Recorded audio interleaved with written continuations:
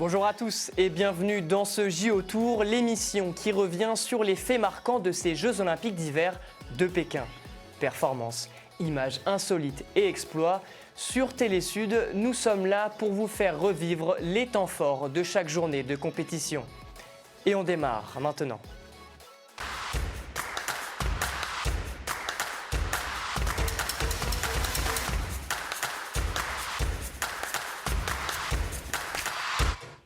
Juste avant de commencer, une petite image à vous montrer. Ce sont nos confrères de l'équipe qui célèbrent la première médaille d'or de la France avec ce titre « Un gars en or ». Le gars en or, c'est Quentin Fillon-Maillet. C'est en biathlon qu'il a gagné. Il est la relève de Martin Fourcade. 4 ans après une expérience olympique compliquée, le biathlète français a pris sa revanche, une médaille d'or.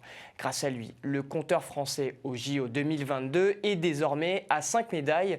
Et c'est la 3e en biathlon après la 2e place de Tess Le Deux en ski big air.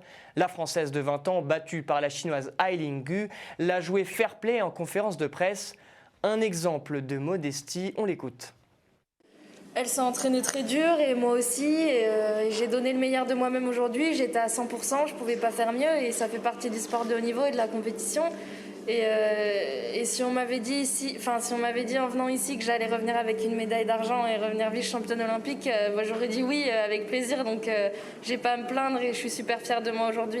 Alors en plus d'avoir obtenu une médaille d'argent, Tess Le Deux peut se vanter d'avoir gagné une peluche. Et oui, les gagnants sont bien gâtés. Il est gros, il est mignon, il est noir et blanc. C'est Bing Duen Duen, la mascotte de ces JO de Pékin. Le petit panda sur ses patins est une vraie star en Chine, à tel point que des centaines de personnes font la queue pour se le procurer en magasin. Certains sont même restés toute la nuit pour le récupérer, et ce, malgré une température de moins 10 degrés. Je suis arrivé hier soir à 18h et j'ai fait la queue toute la nuit. Et on l'a eu au final. C'est une édition limitée, alors il faut faire la queue pendant longtemps. Même les personnes qui sont arrivées à 2 ou 3 heures du matin n'ont pas pu en avoir.